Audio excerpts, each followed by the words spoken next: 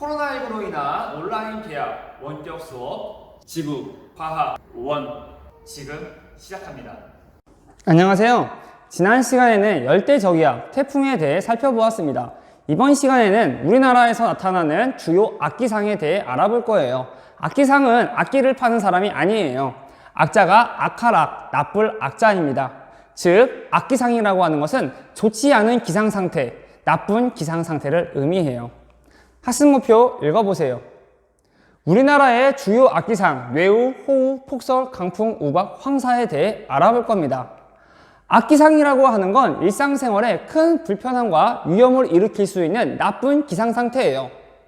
우리나라에서 나타나는 대표적인 악기상으로는 뇌우, 호우, 폭설, 강풍, 우박, 황사가 있습니다. 순서대로 알아볼 거예요. 학습지는 오늘 나눠준 36페이지, 교과서는 90페이지 펴보세요. 가장 먼저 뇌우입니다. 뇌우는 강한 상승기류에 의해 정란운이 만들어질 때 천둥, 번개와 함께 소나기가 내리는 현상이 뇌우입니다. 강한 상승기류에 의해 정란운이 만들어질 때 천둥, 번개와 함께 소나기가 내리는 현상을 뇌우라고 부른다고요. 여기서 천둥, 번개는 무엇이느냐? 정란운에서 전류가 통할 때 빛이 번쩍 하고 발생하게 됩니다. 이를 번개라고 불러요. 번개가 친 후 우르릉 쾅쾅 하고 소리가 나게 되는데 이 소리가 천둥입니다. 즉, 빛이 번쩍 하고 발생하는 걸 번개가 친 후 우르릉 쾅쾅 하고 소리가 나는 게 천둥입니다. 뇌우는 강한 상승기류에 의해 만들어지는 정란운에서 나타나게 되는데 이 강한 상승기류에 의한 정란운이 어느 경우에 만들어지게 되느냐? 세 가지 경우가 있습니다. 살펴봅시다. 첫 번째로 여름철에 부승가열이에요. 우리나라의 여름철에는 북태평양 기단이 영향을 미치게 됩니다. 북태평양 기단은 그 성질이 고온 다습해요. 다습하다라고 하는 건 수증기가 많다라는 뜻입니다. 그리고 어떤 지역에는 구름이 있어요. 어떤 지역에는 구름이 없고, 그리고 햇빛이 지표면으로 들어오게 되는데 구름이 있는 곳에서는 햇빛이 구름에 막혀서 지표면에 도달하지 못합니다. 구름이 있으면 햇빛이 구름에 막히기 때문에 지표면에 많이 도달하지 못한다고요. 하지만 구름이 없는 곳에는 햇빛이 그대로 지표면에 도달하게 됩니다. 지표면이 햇빛을 받게 되면 기온이 올라가게 돼요. 기온이 올라가게 되면 공기덩어리의 온도가 올라가는 거니까 공기덩어리의 밀도가 작아지게 됩니다. 공기덩어리의 밀도가 작아지면 위로 상승해요. 상승기류가 만들어진다고요. 이 상승기류에 의해서 정란운이 만들어질 수가 있습니다. 그리고 이 상승기류에 의해서 만들어진 정란운에서 뇌우 나타날 수 있습니다. 두 번째로 한랭전선의 후면이에요.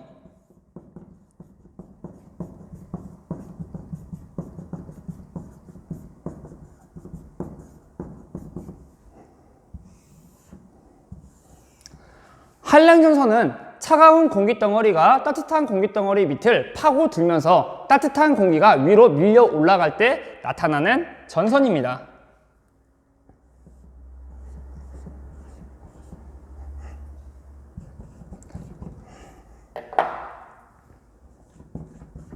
차가운 공기가 따뜻한 공기 밑으로 파고 들어가게 될 때 따뜻한 공기가 밀려 올라가면서 만들어지는 전선이 한랭전선이라고요. 차가운 공기는 따뜻한 공기에 비해서 상대적으로 밀도가 크기 때문에 따뜻한 공기를 파고들고 따뜻한 공기는 상대적으로 밀도가 작기 때문에 위로 상승하게 됩니다. 상승하게 된다고요. 이때 정란운, 저군형 구름, 정란운 만들어질 수 있다고 했어요. 그리고 이 정란운에서 뇌우 현상 나타날 수가 있습니다. 세 번째로 태풍이에요.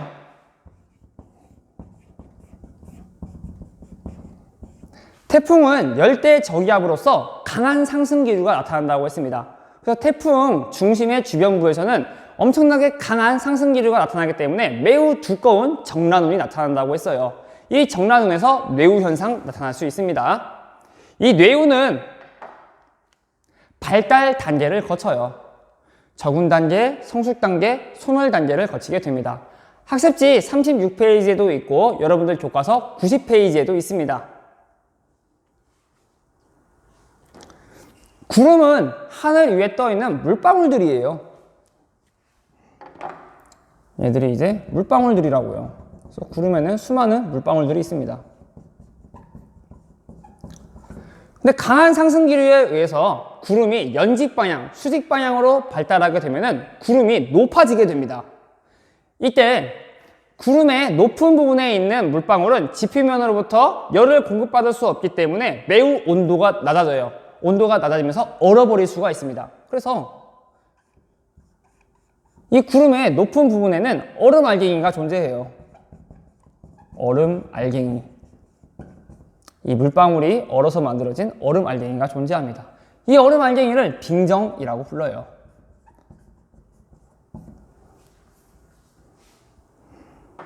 즉, 이 강한 상승 기류에 의해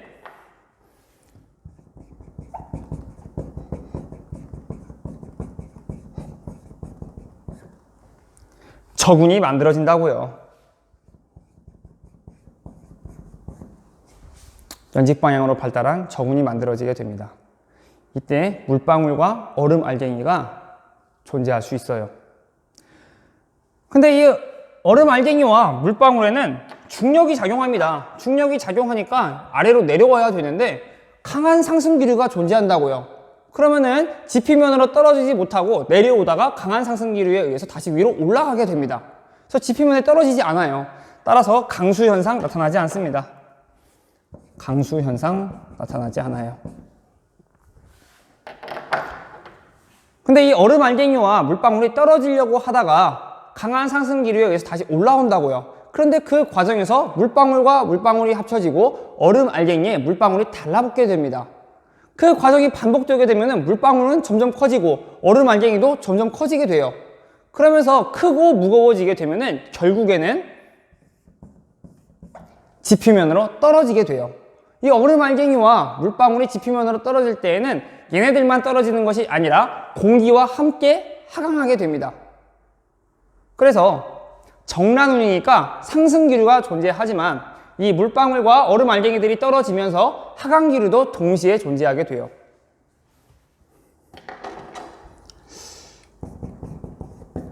상승 기류도 존재하고 하강 기류도 존재합니다.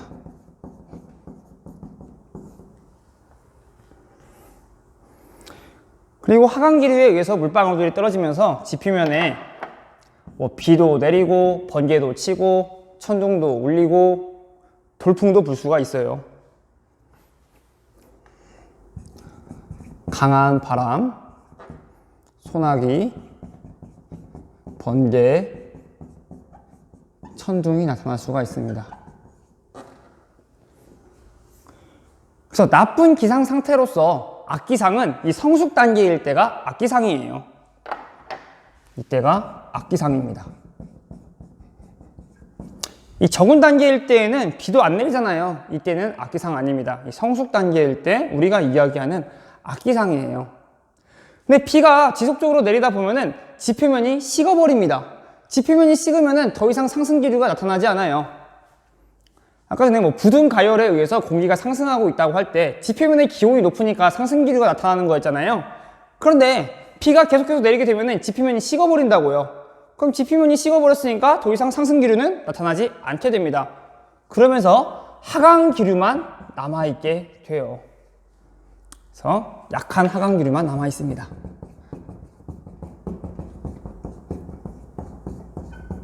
구름이라고 하는 것은 상승 기류가 있을 때 만들어진다고 했습니다. 근데 하강 기류만 남아있으니까 더 이상 정란우는 남아있을 수가 없어요. 즉, 뇌우가 소멸해버립니다. 정란운이 소멸해버리니까 더 이상 뇌우도 나타나지 않는다고요. 여기까지 살펴본 내용이 학습지 36페이지에 나와 있어요. 읽어보면은 방금 전까지 설명한 내용들입니다. 다음으로 호우입니다. 호우는 많은 비가 연속적으로 내리는 현상을 호우라고 불러요. 그런데 이 호우 중에서 좁은 영역에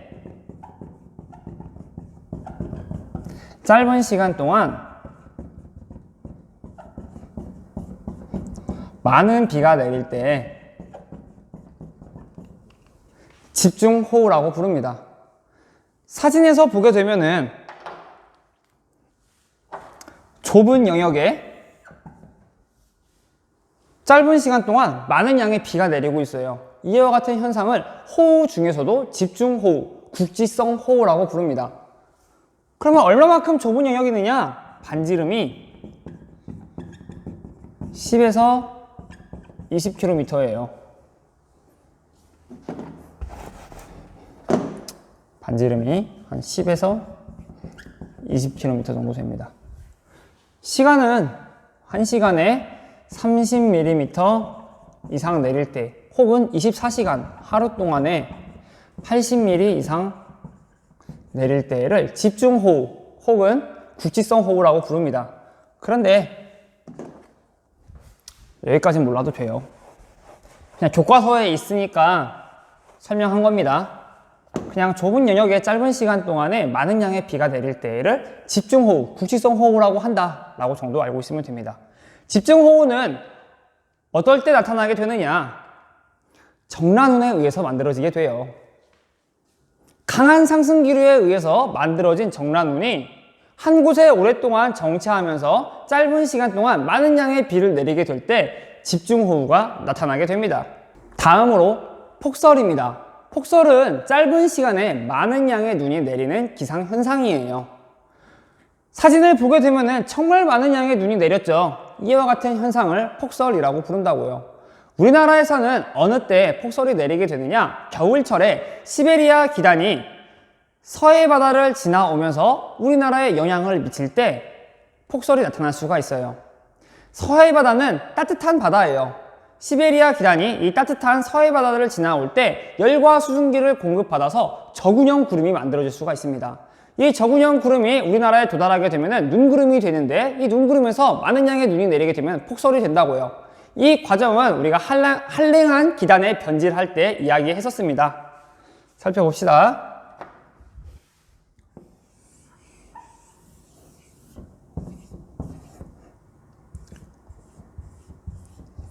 우리나라 주변이에요. 시베리아에 시베리아 기단이 있습니다. 이 시베리아 기단이 겨울철에는 우리나라에 영향을 미치게 되는데, 그 사이에는 따뜻한 서해 바다가 있어요. 이 서해 바다로부터 열과 수증기를 공급받게 되면은 저군형 구름, 눈구름이 만들어져서 우리나라에 도달했을 때에는 많은 양의 눈, 폭설이 내릴 수가 있다고요. 한랭한 기단에 변질할 때 살펴봤던 내용 다시 한번 살펴봅시다.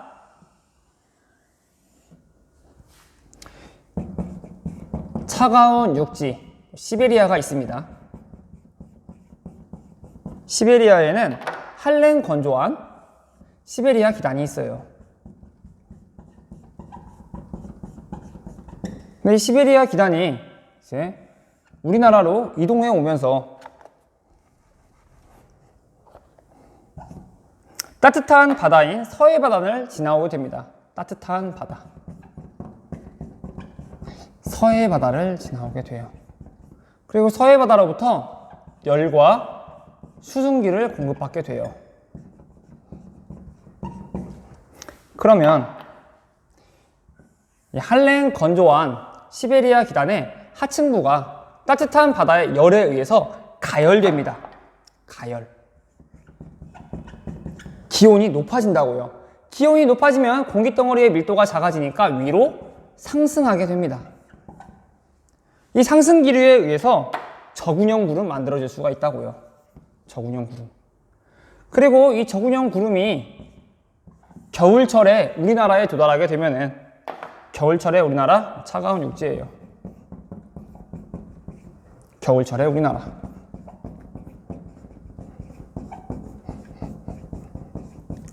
도달하게 되면은 이 정란운, 저군형 구름에서 추우니까, 차가운 육지니까 여기도 춥습니다. 많은 양의 눈이 내리게 됩니다. 이러한 현상을 폭설이라고 부른다고요. 그래서 여러분들 학습지에도 있는 사진인데 겨울철 시베리아 기단이 우리나라에 영향을 미칠 때 위성 사진을 보게 되면은 시베리아 기단이 따뜻한 서해 바다를 지나오면서 이와 같이 저군형의 눈구름이 만들어지게 된다고요. 그리고 이 저군형 구름이 우리나라에 도달하면은 많은 양의 눈, 폭설이 내리게 됩니다. 다음으로 강풍입니다. 강풍은 10분 동안의 평균 풍속이 14m/s 이상인 강한 바람을 강풍이라고 불러요. 여러분 교과서에서는 풍속이 14m/s 이상인 경우라고 나와 있는데 기상청에서는 강풍의 기준을 10m/s로 제시해주고 있어요. 그리고 수학능력 시험에 연계 교재가 되는 EBS 수능 특강에서도 강풍의 기준을 10m/s로 제시해주고 있습니다. 그런데 교과서에서는 14m/s라고 나와 있어서 14m/s로 PPT를 만들었어요. 그런데 이게 10m/s로 나오든 14m/s로 나오든 상관은 없을 거예요. 그리고 모의고사나 수학능력 시험에서는 아마 10m/s로 나올 겁니다. 그래서 기준이 무엇이 됐든 강한 바람이 불 때 강풍이라고 한다라고 알아두면 될 것 같아요. 이 강풍은 어느 때 잘 발생하게 되느냐? 여름철에 태풍이 불 때 강풍이 나타나게 됩니다. 태풍의 중심 부근의 최대 풍속은 17m/s 이상이에요. 보통 40m/s를 넘어갑니다. 그래서 이 태풍이 우리나라에 영향을 미칠 때 우리나라에 강풍 현상이 나타날 수가 있습니다. 그리고 우리나라는 봄, 여름, 가을, 겨울 4계절로 나눠져 있습니다. 봄, 여름, 가을, 겨울. 이 중에서 평균 풍속이 가장 빠를 때가 겨울이에요. 우리나라의 4계절 중에서 평균 풍속은 겨울에 가장 강합니다. 근데 겨울에 우리나라에 영향을 미치는 기단은 시베리아 기단이에요.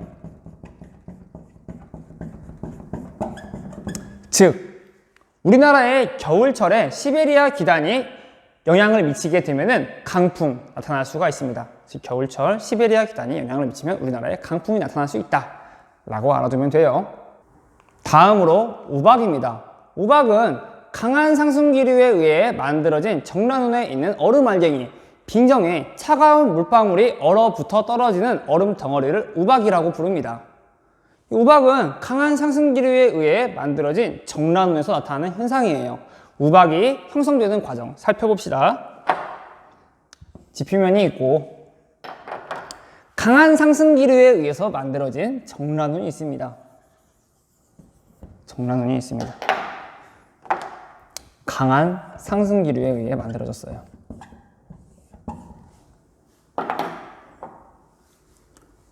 구름 자체는 하늘 위에 떠 있는 물방울이라고요. 그래서 수없이 많은 물방울이 있습니다.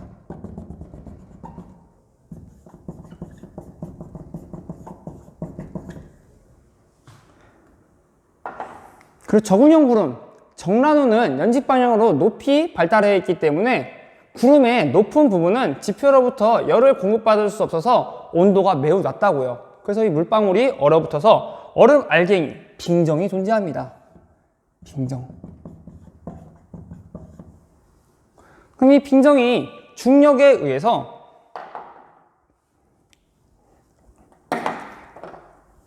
아래로 떨어진다고요. 근데 강한 상승기류가 존재하니까 떨어지지 못하고 다시 위로 올라갑니다.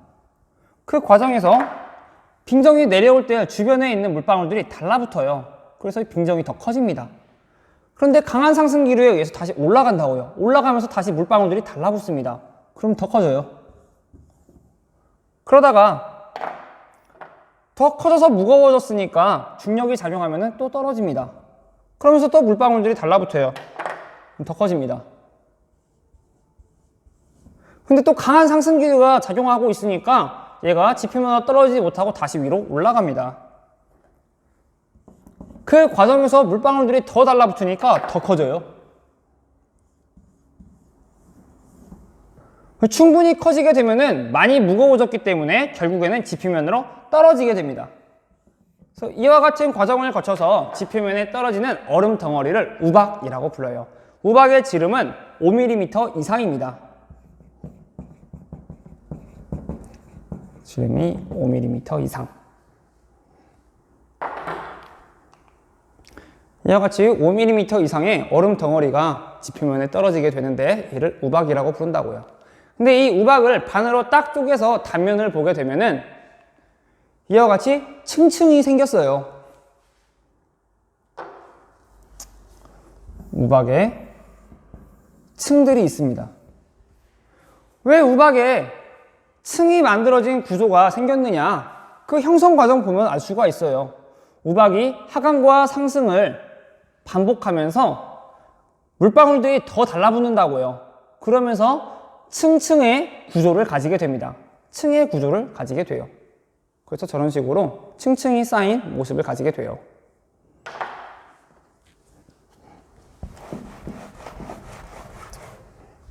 그럼 우리나라에서는 우박이 언제 많이 내리게 되느냐? 여름과 겨울철에는 우박이 잘 내리질 않습니다.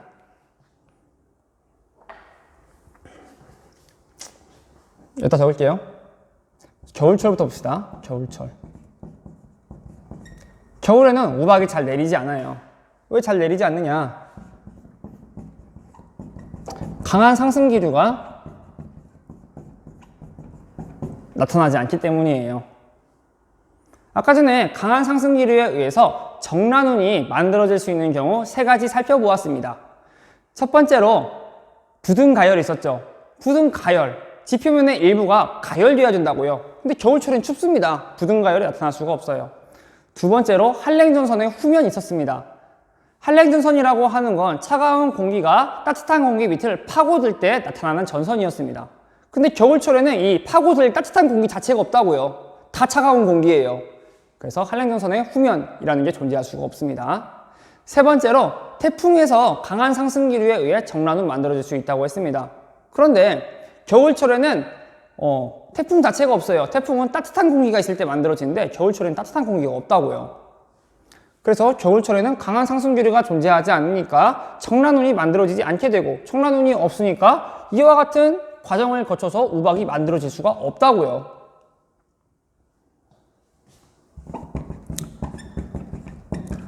그리고 여름철에도 우박은 내리지 않습니다. 왜냐? 이 얼음 덩어리가 내려오다가 여름철엔 더우니까 다 녹아버려요.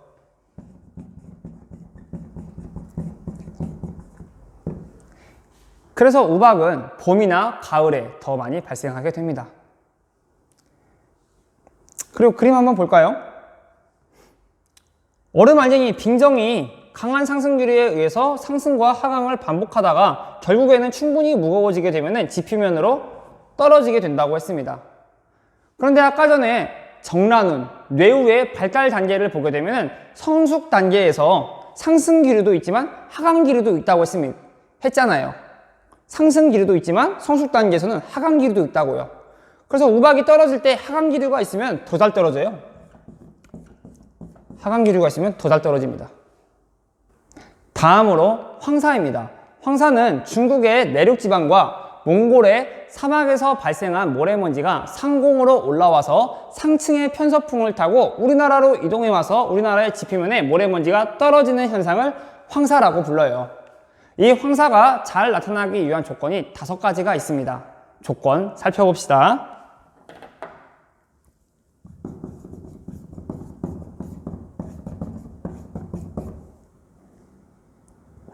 다섯 가지 조건 중 4가지 조건은 발원지에서의 조건입니다.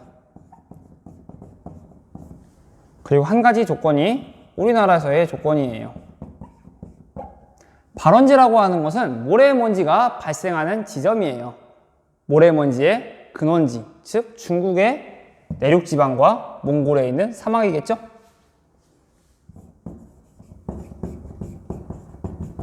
모래먼지, 근원지.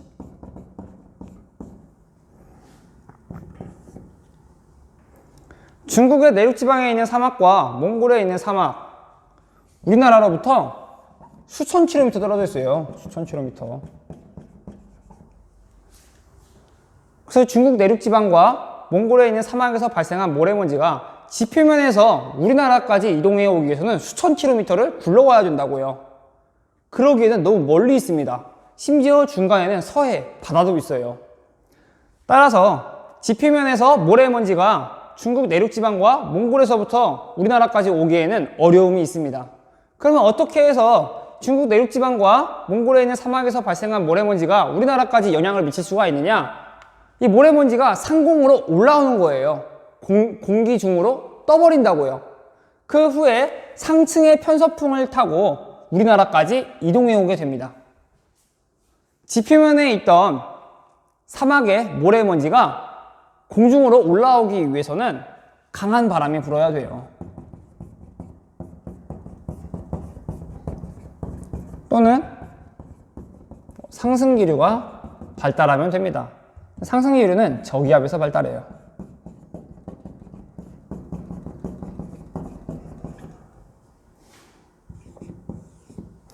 두 번째로 토양이 미세해야 돼요. 토양에 돌덩어리들밖에 없어요. 아무리 강한 바람과 강한 상승기류가 나타난다고 하더라도 돌덩어리가 상공으로 올라가진 않아요. 따라서 토양의 입자가 미세해야 됩니다. 토양의 입자가 미세해야 된다고요. 세 번째로 토양이 건조해야 돼요. 토양이 축축하거나 눅눅하면은 바람이 불고 상승기류가 나타나도 상공으로 모래먼지가 뜨질 않습니다. 토양이 건조할 때, 바람이 불었을 때 모래먼지가 많이 발생하게 돼요. 그래서 토양이 건조해야 됩니다. 네 번째로 식물 군락이 발달하면 안 됩니다.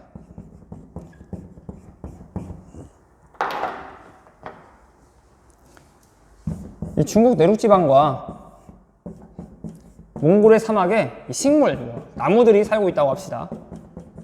그럼 이 나무들의 뿌리들이 토양을 꽉 잡아주고 있어요. 식물의 뿌리가 토양을 꽉 잡아주고 있으면 강한 바람이 불어도 토양이 상공으로 뜰 수가 없습니다. 모래먼지가 상공으로 뜰 수가 없다고요. 식물의 뿌리가 토양을 꽉 잡아주고 있으니까. 그래서 식물 군락이 발달하면 안 됩니다. 그리고 중국 내륙지방과 몽골 사막에서 발생한 모래먼지가 상공으로 떴다고 합시다. 그리고 편서풍을 타고 우리나라 쪽으로 이동해 옵니다. 근데 우리나라의 지표면으로 떨어지지 않으면은 우리나라에 피해를 주지 않아요. 그냥 하늘 위에서 쭉 지나가 버립니다. 쭉 지나가 버려서 일본이나 북미, 미국에 모래먼지가 떨어지게 될 거예요. 그래서 우리나라의 이 황사 피해를 입히기 위해서는 우리나라의 지표면으로 이 모래먼지가 떨어져야 됩니다. 그러기 위해서는 우리나라에 하강기류가 존재해야 돼요. 그러면은 상공에 있던 모래먼지들이 우리나라 지표로 떨어지면서 우리나라에 황사 피해를 입히게 될 거예요. 즉 우리나라에서 하강기류가 발달해야 된다고요. 근데 하강기류는 고기압에서 발달합니다.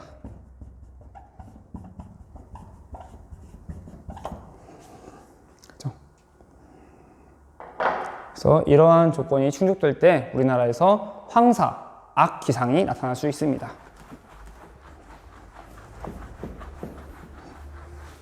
중국이 산업화를 진행하면서 숲을 파괴하고 산림을 파괴하고 있어요. 그러면서 점점 사막의 면적이 넓어지고 있습니다. 뿐만 아니라 지구온난화가 가속화되면서 사막화도 가속화되고 있어요. 사막의 면적이 넓어지고 있다고요. 그러면서 우리나라의 황사 발생 일수와 황사 발생 빈도가 증가하고 있습니다. 여러분들 교과서 94페이지를 보게 되면은 서울을 기준으로 한 우리나라의 연간 황사 발생 수가 나타나 있어요. 보게 되면은 우리나라에서 발생한 황사 발생 일수가 증가하는 추세에 있습니다. 그런데 여기서 주의해야 될 점은 증가하는 추세, 증가하는 경향이 있을 뿐이지 매년 증가한 건 아니에요. 떨어진 해도 많이 있습니다. 감소한 해도 많이 있어요. 매년 증가했다고 하면 틀립니다. 증가하는 추세에 있다, 증가하는 경향이 있다 라고 알아둬야 돼요. 실수하기 쉬운 부분이니까 주의해서 알아두세요.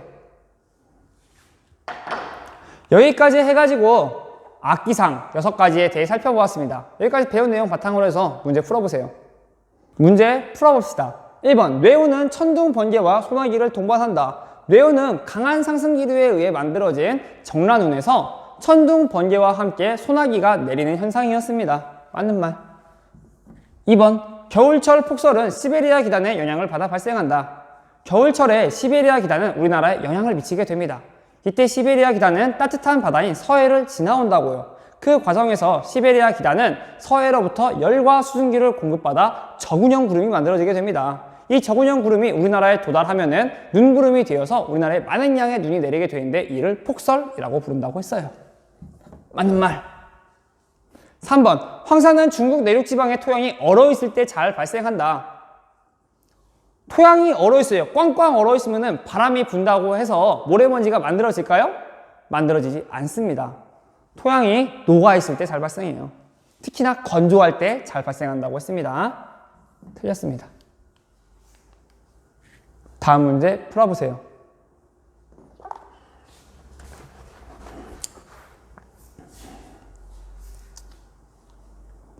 우박이네요. 우박은 강한 상승기류에 의해서 만들어진 정란운에서 나타난다고 했습니다. 구름의 높은 부분은 지표면으로부터 열을 공급받지 못하기 때문에 물방울이 얼어서 얼음 알갱이, 빙정 존재한다고 했습니다. 근데 이 빙정이 중력에 의해서 내려오다가 강한 상승기류에 의해서 다시 올라가게 되고 중력에 의해서 내려오다가 다시 올라가고를 반복하면서 얼음 덩어리인 우박이 만들어진다고 했어요. 기억.